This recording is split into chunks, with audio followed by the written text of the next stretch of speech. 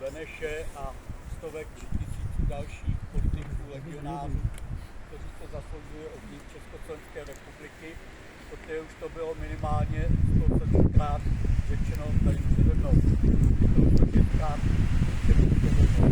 Já bych tady jenom jak se ta naše vypadala.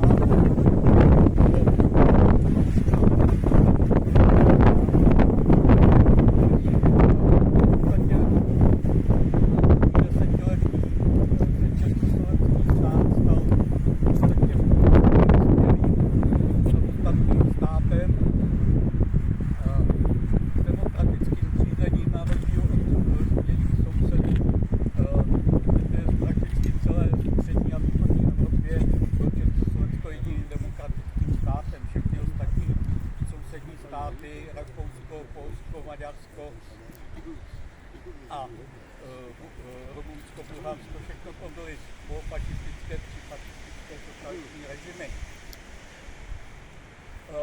Druhé desetiletí bylo poznamenáno ekonomickými potížemi v důsledku velké hospodářské krize, která v podstatě postihla prakticky celý svět. Samostatná existence Československého státu byla ukončena už v roce 1938 Mnichovskou dohodou, kdy bylo Československo jaksi obětováno politickým a vojenským zájmům tehdejších evropských mocností, to znamená Velké Británie, Francie a Německa. Když po Mnichovské dohodě existoval Československý stát, tak v podstatě už o nějaké samostatnosti nebo se nedalo mluvit, protože prakticky jsme byli závislí na nacistickém Německu. Stejně i existence takzvané druhé republiky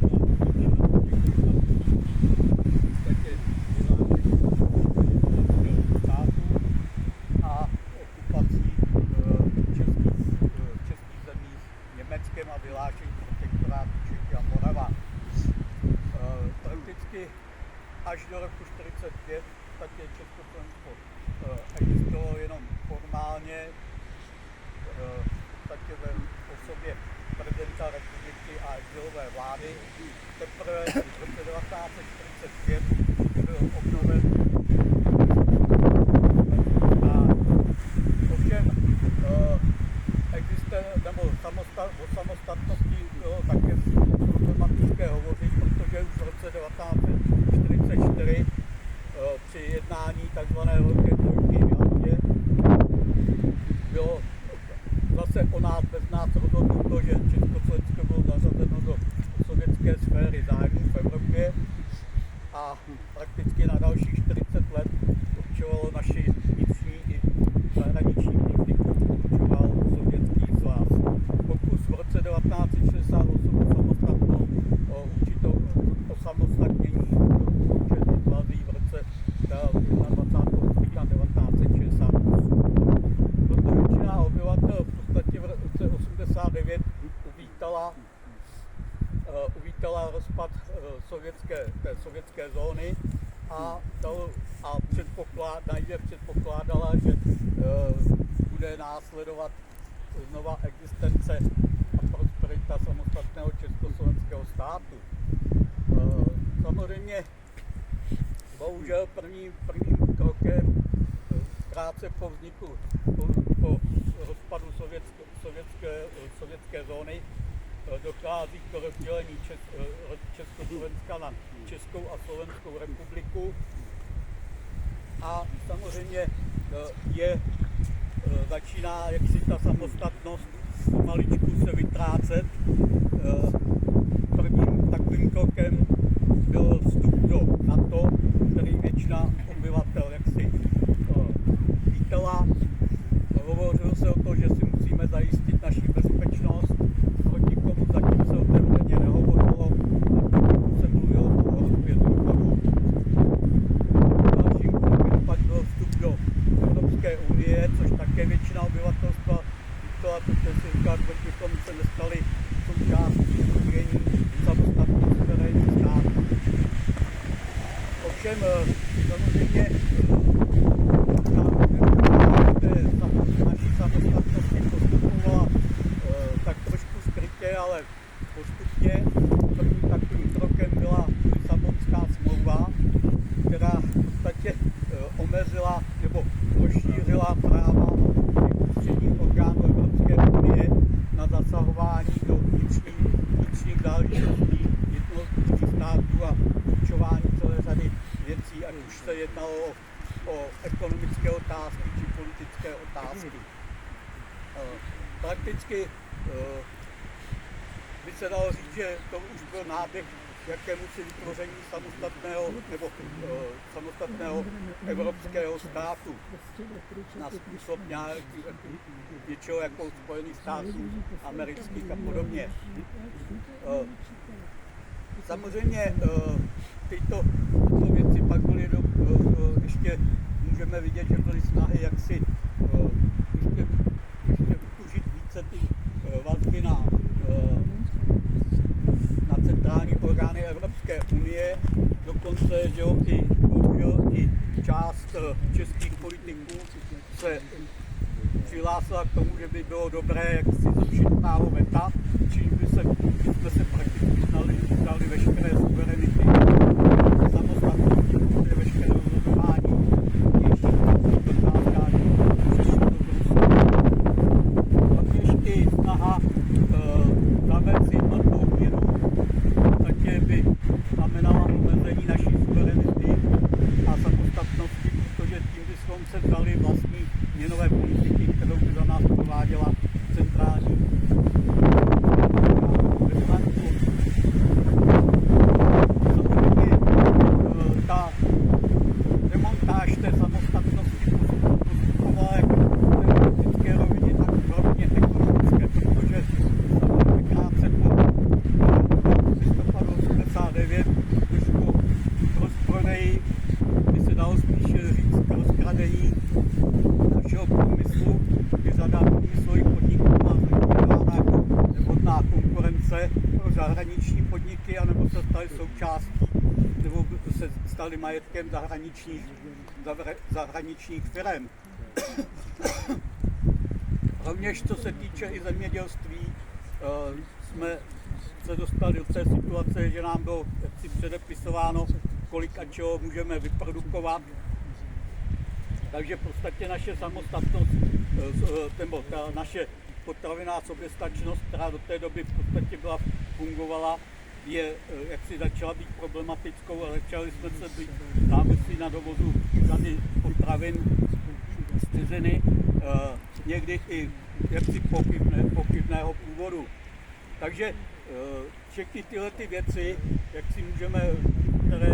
které můžeme i dneska vidět, ty snahy vedou k tomu, aby jaksi co nejvíce omezili tu jednotlivou suverenitu a samostatnost jednotlivých států.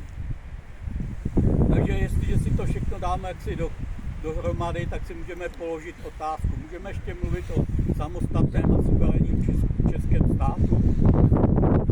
Já si myslím, že pokud ten proces, který byl nastaven, bude pokračovat, tak prakticky v žádném případě o nějaké samostatnosti se hovořit dát nebude. To je všechno, co jsem chtěl říct. Děkuju. Já děkuju Ivošovi za historický vhled i shrnutí a teď bych rád předal slovo Marušce Hanišový, která by to samozřejmě pokračovala v tom poslouchání. Tady ti někdo něco říká ještě, Ondro. No.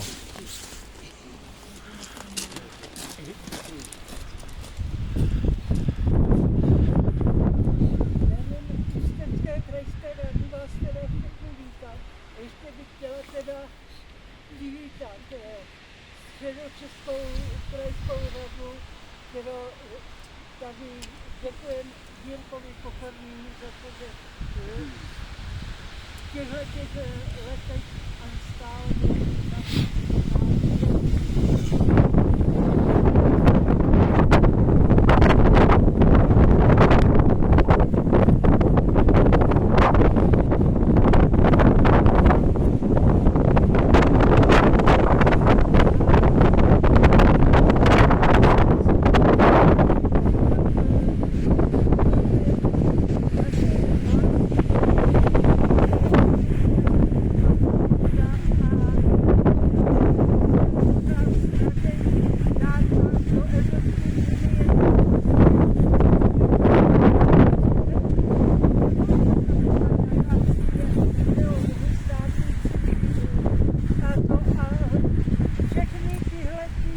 prostě co se rozpínali do nějakých velkých komplexů, tak nakonec se to zase rozbíjelo a každý chtěl mít tu svoji suverenitu. Já si pamatuju, že jsem jezdila třeba do Maďarska, do Německa nebo do Bulharska a každý stát měl určitý folklor, určitou mentalitu. A dneska, ať jedete do kterýkoliv země, tak je to naprosto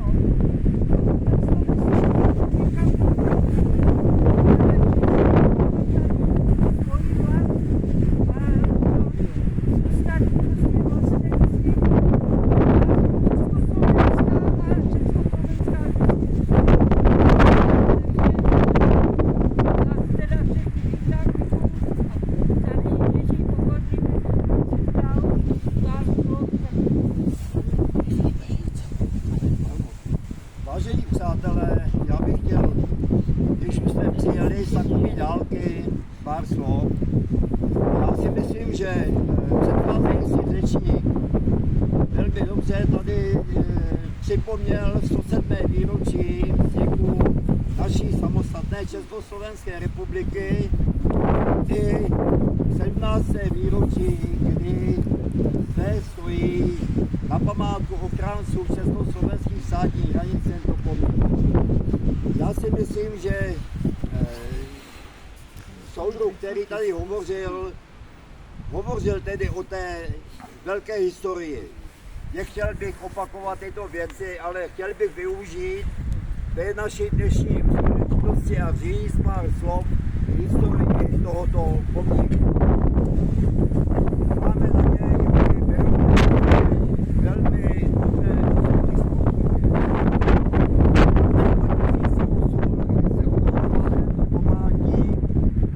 se vracel z celostátních setkání německých pohraničníků a zde ten předtím byl postaven tento kámen. Nic jiného tady nebylo. Je tento kámen a velká jáma.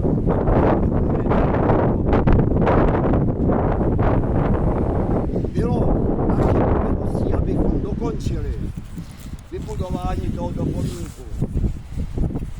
Pavel Svoboda, kterého vy pamatujete, byl ten člověk, který nám věnoval tento pozemek zdarma, aby tento památník tady měl stát. Nebylo to jednoduché. Národní rada klubu Českého pohraničí oslovila celkem 25 okresních a městských zastupitelstev na území od Českých Budějovic až po Děčín, že bychom chtěli vybudovat ochráncům státních hranic ten památník. Všichni to odmítli. Teprve Ústecký krajský rad, Ústecký kraj se rozhodl, že tedy povolí. Ale neměli jsme pozemek, Pavel Svoboda nám ho daroval. A co tedy dál? My jsme se jako Středočeská krajská rada a zejména klub Českého pohraničí v Berouně rozhodli, že musíme udělat důstojné místo kolem tohoto pomníku. Tady jsme dohromady 9 členů skupiny, která od roku 2009 až do roku 2018 každoročně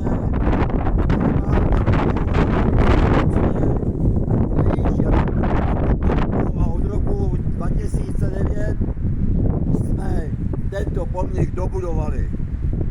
Samozřejmě autorem tohoto pomníku Pepa Dolejší z Krajské rady Vysočiny byl ten, který tento monument pracoval.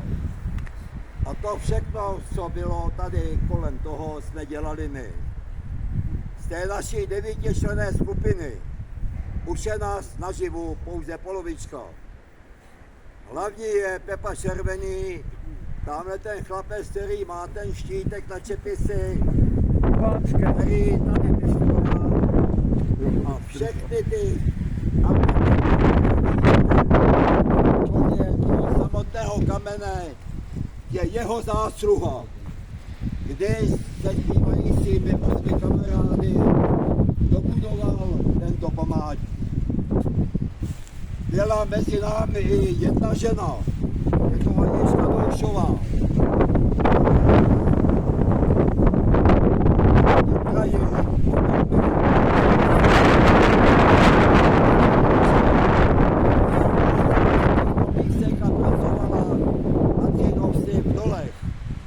Ano, v dolech, kde se uvažuje o tom, že by se tady mělo těžit litium, tehdy se tu těžila cínová ruda.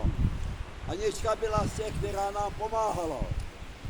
Vedle mě stojí Panda Sarvan, který je dalším tím přímým účastníkem dobudování těchto artefaktů. Kameny, které tady stojí, nebo jsou položeny, věnovali pohraničníci z jednotlivých částí naší Československé republiky a za pomoci právě Pepy Červenýho a té naší skupiny byly zabudovány do této země. Stejně taky přístupový chodník a všechno, co vidíme kolem toho památníku, je naše práce. Já to neříkám proto, abychom se vytahovali, ale říkám to lidé,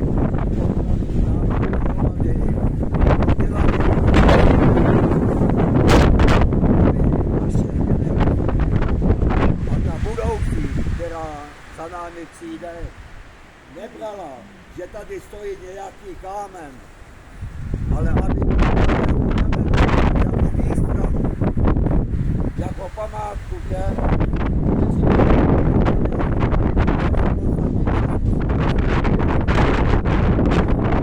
věnovali ochraně československých státních hranic to nejdražší.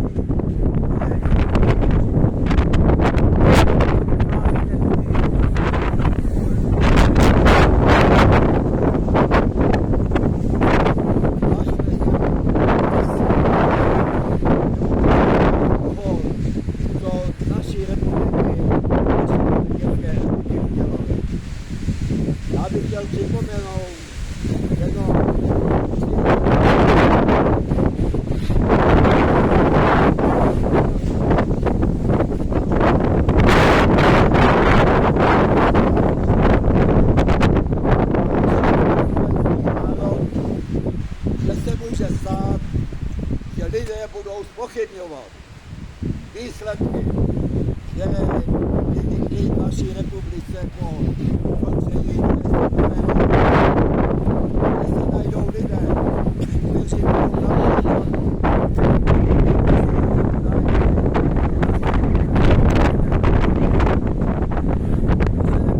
navrhovat, aby se i někteří státní činitelé k nim připojili.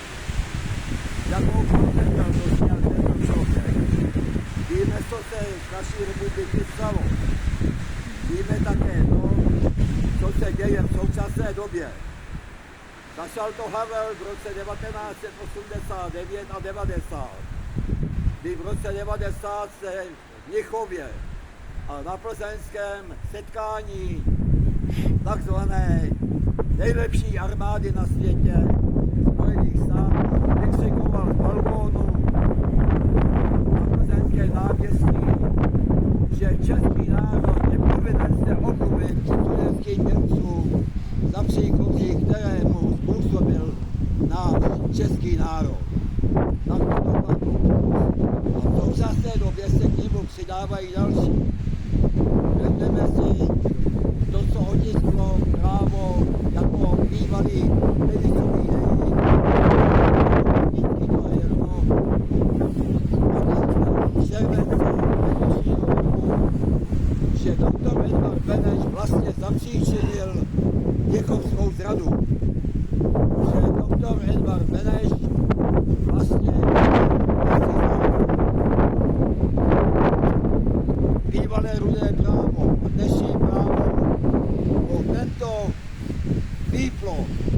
smysl. Oděsku, v plné míře. To nebylo málo. On pokračuje v těch jednotlivých původnících právě v deníku Právo a špiní památku doktora Edvarda Beneše. Beneš si nedělal žádné velké zásluhy, i když je měl o československý národ, o československý stát. Připomínal Tomáše i Rostislava Štěpánika jako jedny z vedoucích činitelů, kteří se podíleli na vzniku naší samostatné republiky. Připomínal i památku legionářů a tak dále. A pan Pichák si dovoluje oblbovat veřejnost a mladou generaci s těmito nesmysly. A další naši činitelé se k němu přidávají.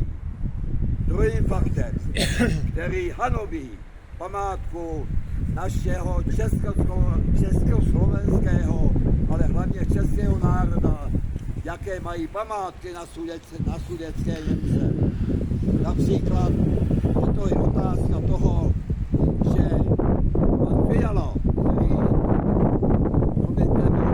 vždycky zaplať pánbu, že skončil ve vedení naší vlády České republiky, ale on neskončil, on pokračuje. V únoru 2024 dal v Evropském parlamentu souhlas k tomu, aby na území bývalé České republiky v Čechách a na Moravě ve 27 okresech byla povolena němčina jako úřední jazyk, aby byla zavedena povinná školní výuka naší nejmladší generace v základních školách a podle zájmu, aby se vyučovalo jinak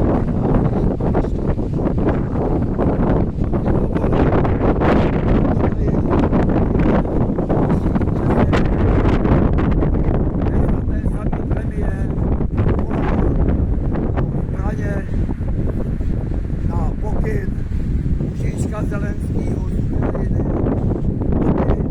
aby byla Ukrajina vyzbrojena těmi daleko nosnými raketovými komponenty, které by byly schopny zasáhnout co nejhlubší území Ruské federace.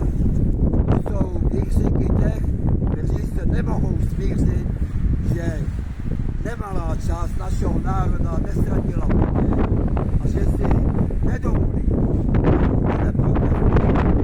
ale proti tomu, aby nás někdo takto obloboval, aby nás někdo takto podceňoval, aby nás někdo takto urážel.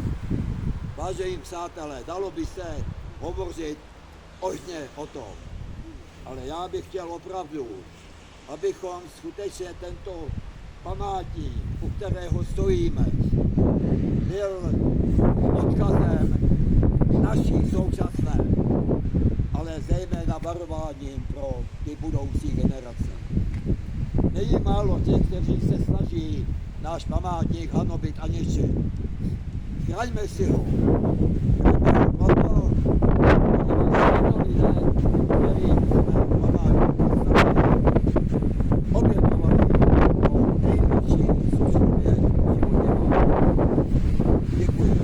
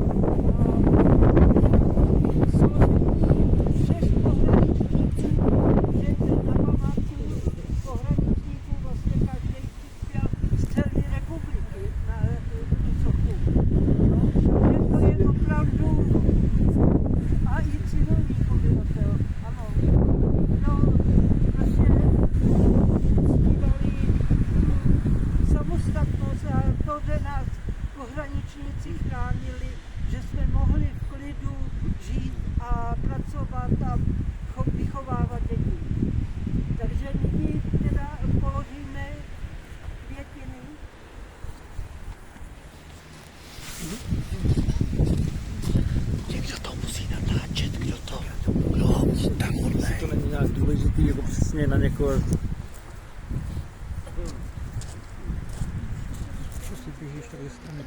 No tam jde o to z jaký, víš co?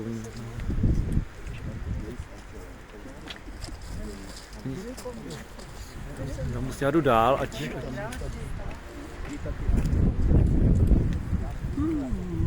No, tak teď už to úplně divoké.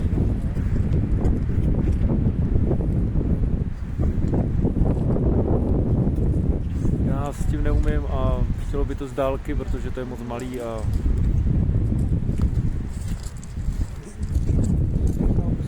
Jestli si mám rád, když to někdo neveme do ruky a někomu jinému říká, co má dělat.